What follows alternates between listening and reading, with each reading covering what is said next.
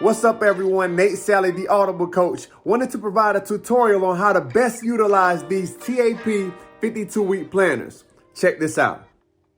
Welcome to the T.A.P. 52-week planner tutorial. I'll do my best to make this as brief and efficient as possible, all right? Now, one thing we often do when we get a planner is we immediately dive into writing down our goals and putting our plans in place. But one thing I want us to do here is to slow down and take time to complete a SWOT analysis, right? Let's take some time and write out the things that we're good at, right? Our strengths, our weaknesses, our opportunities, and our threats. As we think about the different goals that we want to accomplish in our lives, we need to be clear on what these strengths, weaknesses, opportunities, and threats are before we dive in and start creating different goals and plans to accomplish them. Also, as we take a look at our SWOT analysis, we understand that our strengths and our weaknesses are tied to internal factors, meaning that they begin within us. We also understand that our opportunities and our threats are tied to external factors, which are things that may be beyond our control.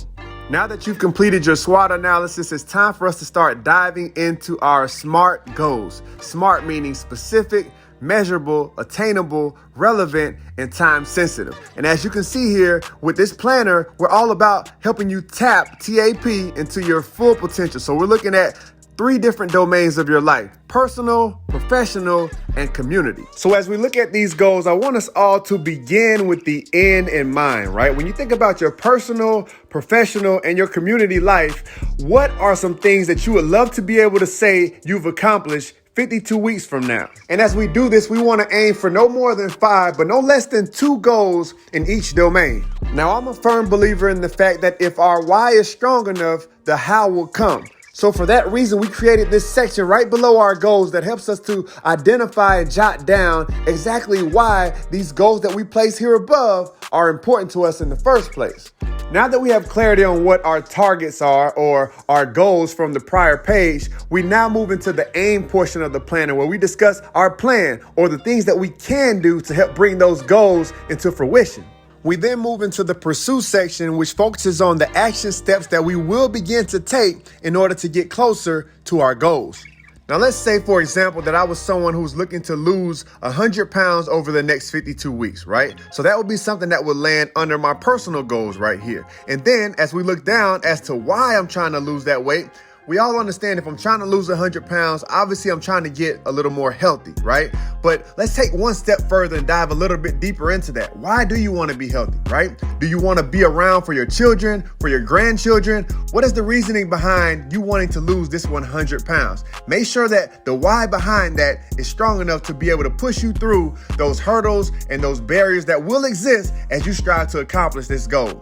Now, as I look at the aim portion, I want to keep this statement pretty general, right? So for me, if I'm trying to lose 100 pounds, one thing that I know I need to do more of is possibly exercising more, right? Being more intentional around my workout routine. So for this aim section, I would simply put work out more or be more intentional with my workout routine. Then as we move into the pursue section, now I'm talking about the things that I will do, right? I understand my goal is to lose 100 pounds. I know why that's important to me. I also understand that in order for me to do that, I'm going to have to work out more and be more intentional with my workout plan. Now I'm writing down a specific goal, right? So now I understand that's my goal and what I need to accomplish.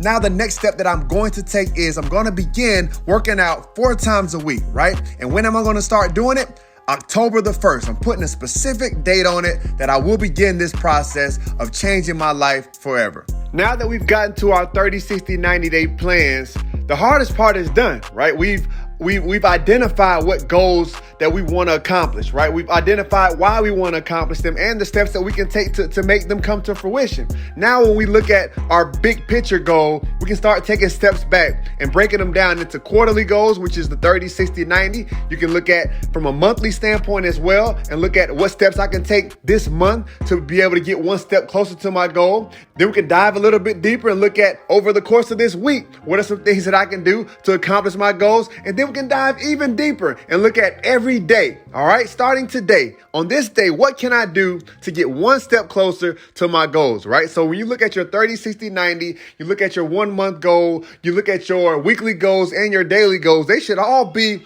actions that are in alignment and things that will get you one step closer to those personal, professional, and community goals that we set at the beginning of this process.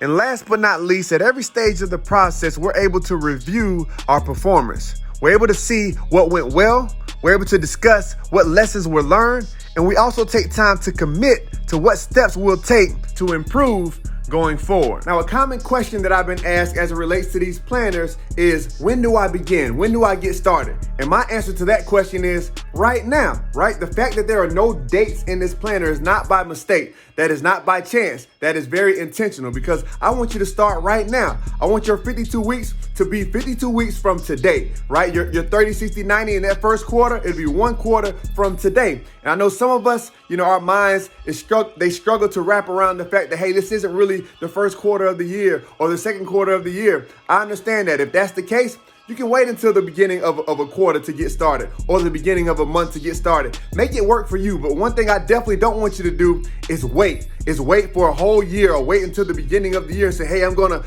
be like everyone else and begin this at the new year. And this is going to be my New Year's resolution. No, start right now. Do not wait. The perfect time is ignited by action. You have an opportunity to take action right now. So I wanted to share that with you all as a little nugget of when to get started with this planner and begin pursuing your goals. I hope that was helpful, and that these T.A.P. 52-week planners serve as a great resource for you as you strive to fulfill your potential in every domain of your life. Once again, I'm Nate Sally, the Audible Coach. Thank you for your time, and don't forget, be encouraged. God loves you. Dream out loud.